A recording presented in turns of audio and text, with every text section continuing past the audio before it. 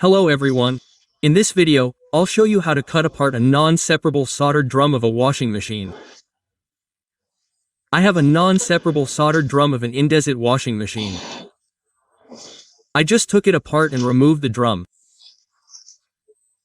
Now I need to replace the drum bearings because it's starting to wobble.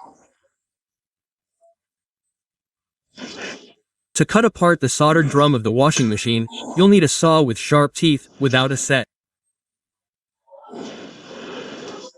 Mine is inexpensive, but it all depends on your preference. The teeth can be medium or very fine. You can also use hacksaws with fine teeth for metal. This will cut more gently, but the work will take longer. This is not an easy job. We installed this drum on a car inner tube for convenience.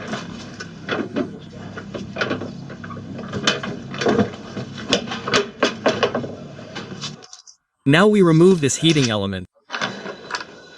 You'll need an 8mm nut wrench. First, use the nut wrench to loosen the nut, but not quite all the way.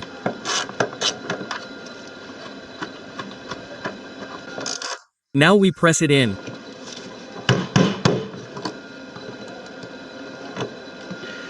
You can remove it with a screwdriver. Be careful with this heating element. Using a flat head screwdriver, carefully pry it up. Very gently.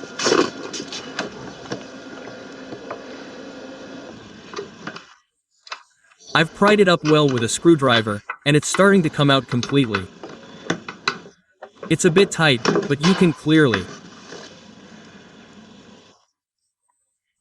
see that the heating element is still in good condition. It has a little bit of residue on it and will still be useful in the future. After that, I'll take these 4mm diameter bolts and nuts. A 4mm diameter drill bit. And I'll drill holes around the perimeter of this drum at the joint. Well, about 10 to 12 of them. I'll drill in places where there's a little thickening. For example, here.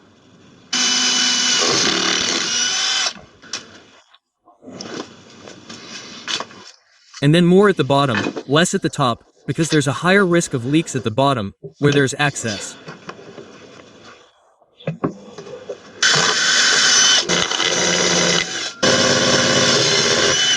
We'll choose where the plastic is thicker. There's this ridge, which is just right. And then these 4mm diameter bolts and nuts will be inserted into these holes. Like this. And it will be screwed in here. You need to saw very carefully so as not to saw off this thin edge. Otherwise, the drum could be damaged and won't compress properly. We'll saw off all the parts that run along the seam here. They're not critical and won't affect the washing machine's performance. We'll work very carefully, taking our time, so as not to damage the drum with one wrong cut. I've already started sawing here, using short, small strokes. We'll cut the drum strictly along the seam, down the center.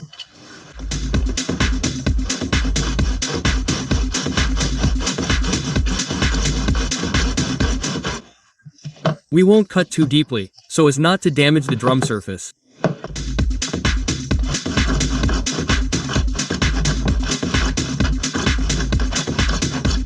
I'll saw off all the excess material.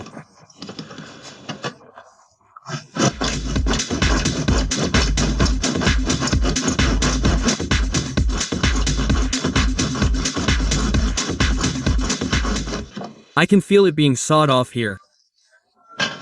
We'll flip the drum over and continue sawing carefully.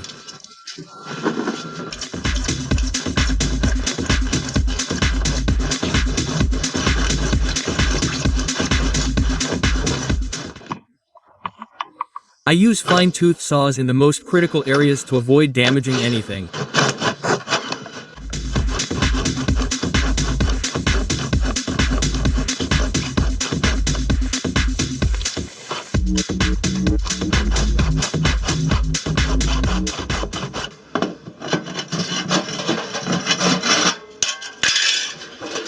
Now I've sawed the drum. Now we can replace the bearings.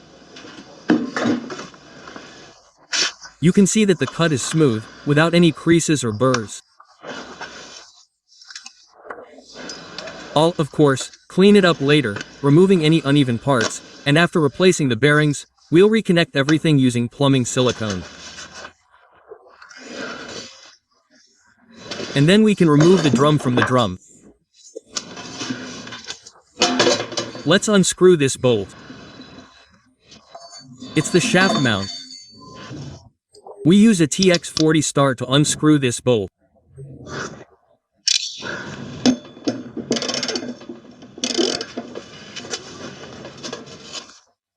If the drum doesn't come out of the tank, you need to knock it out.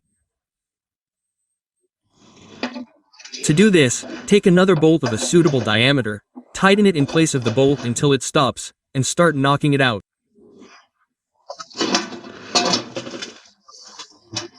You need to hang it up or turn it on its side and hit it with a hammer.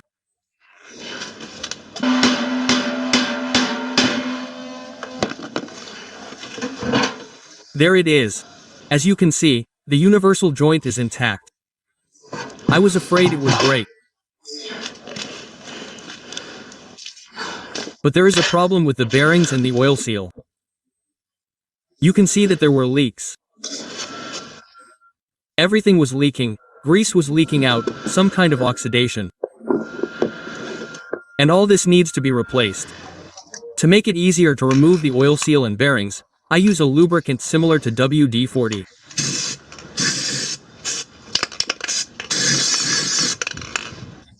Let it soak, and then we can knock it out. After that, use a flat head screwdriver to remove this oil seal, which is already broken.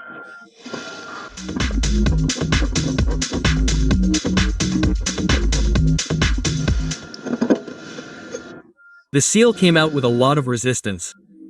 You can see that its race is heavily oxidized. Everything here is white.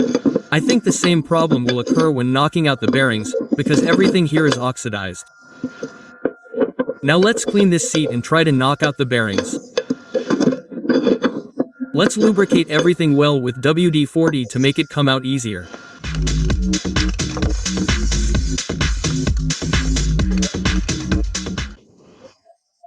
To knock out the bearing, I'll use a small, blunt chisel with a weight. It's worked for me many times. And we'll knock out the outer bearing first, then the inner one, because the inner one will be harder to knock out.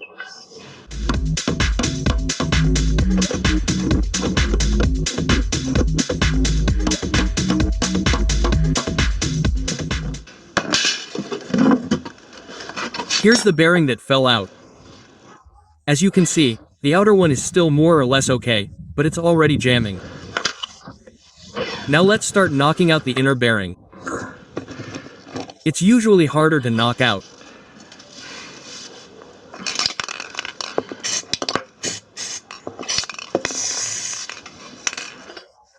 Well, in this case, this device of mine helps a lot. In the end, I knocked out this bearing. It was rusty and completely inoperable. It had a lot of play. It was ready for a scrap metal yard. We'll go buy a new one. I bought 2 bearings and an oil seal to replace. The bearings are 17 by 40 by 12 and 15 by 35 by 11. The oil seal is 10 by 11.5.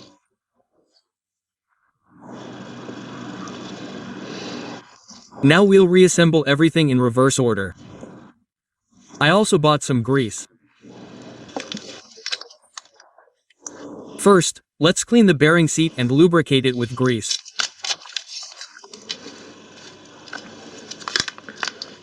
Just a little.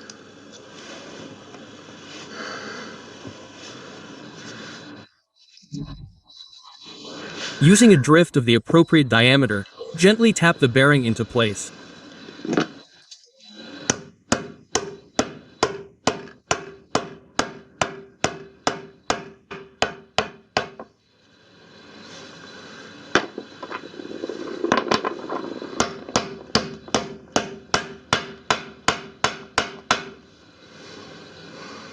There it is. Now let's install the inner bearing. We also grease the seat to ensure it fits properly.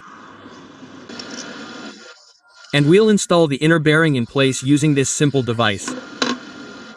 There are 2 washers and 1 bolt.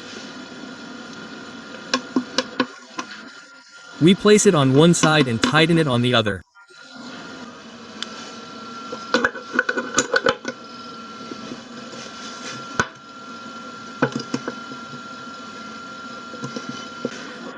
Remove the homemade device, and the inner bearing is already pressed into place.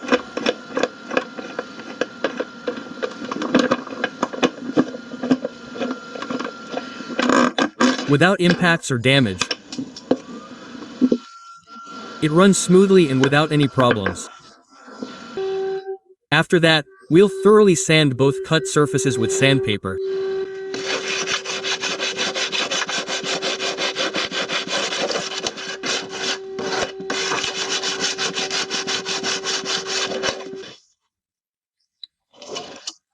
This will smooth out any rough spots and create a fine roughness that will allow the sealant to adhere well to the plastic and stay in place.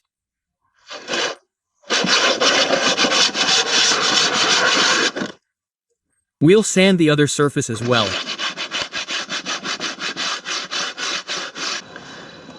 Next, we'll reinstall the seal. I'll lightly coat its perimeter with grease to prevent water from getting in.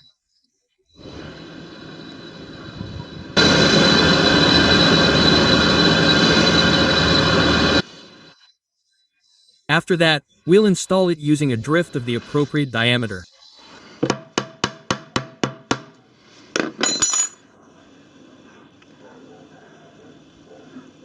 Here's the part in place. Next, we'll lightly polish this surface that will contact the seal. There are small grooves here that can let water in. I'll also clean this pulley seat because the bearing will be mounted on it. Amen was very difficult to clean. I'll use very fine sandpaper this summer. First, we'll polish this bronze part until it shines.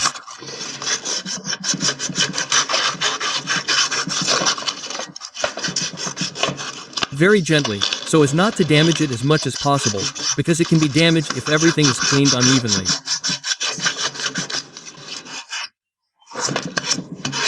This shaft is covered in rust because it was exposed to water for a long time due to a leaking oil seal.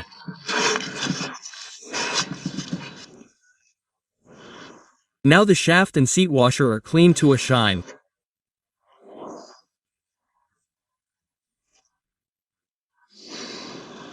I'll lubricate them with the same grease to facilitate the bearing seating and to improve the seal, so that no water gets in.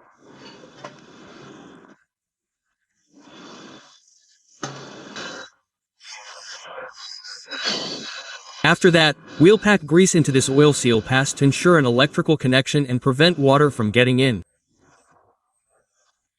Don't skimp on the grease. The excess will come out, and whatever doesn't will stay and will work for a long time. Lightly smooth it out with your finger to ensure there are no voids. And we'll put the drum back in place.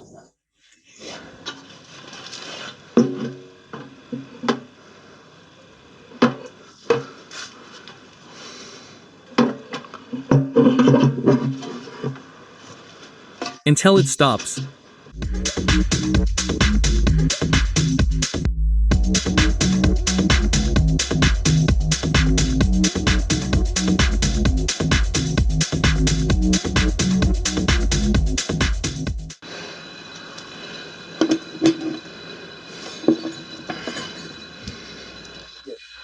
Tighten it with good force so that it doesn't come loose during operation.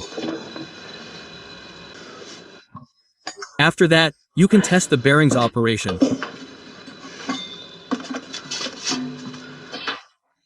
You can see that the bearings are in place. The drum doesn't wobble, there's no play, no humming or noise, so you can reassemble the tank in reverse order.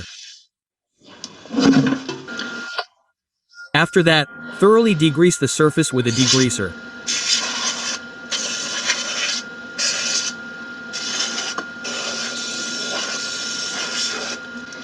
Degreaser cleans away oil residue well. It's very effective. After that, we thoroughly dry the surfaces that will be glued using a hairdryer.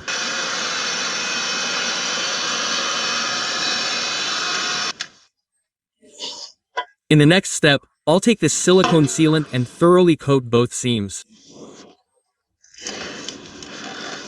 This silicone is white.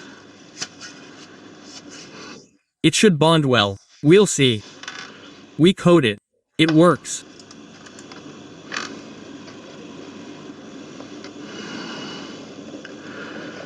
We coated generously. Don't skimp.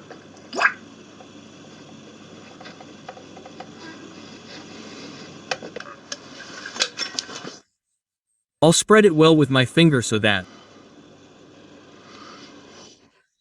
it rubs into all the pores. There shouldn't be any problems later. And we coat the other surface in the same way.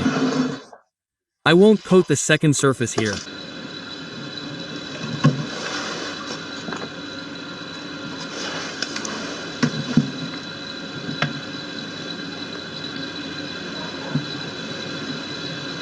And after that, we install the second part on its own.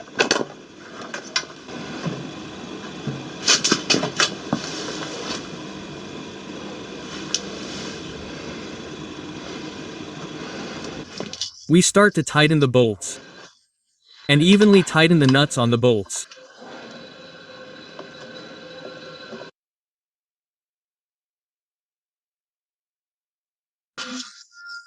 That's how I managed to fasten the two halves of the tank together. With bolts. I won't use self-tapping screws. I think bolts are more reliable. The distance between them is about 10 centimeters. This should be enough for the washing machine to work. After that, we install the heating element in its place. I cleaned it with acid. Now it will give off heat better. To make installation of the heating element easier, I'll lubricate the rubber with detergent so that it fits better in its groove. And we put the heating element in its place.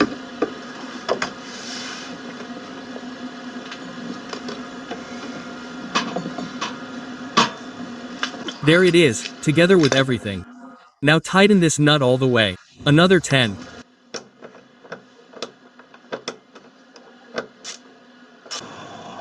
Now 24 hours have passed.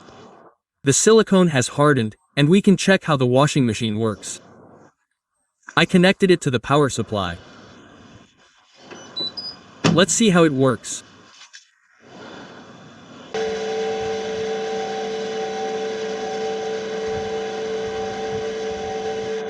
The machine is silent, quiet, and does not jump.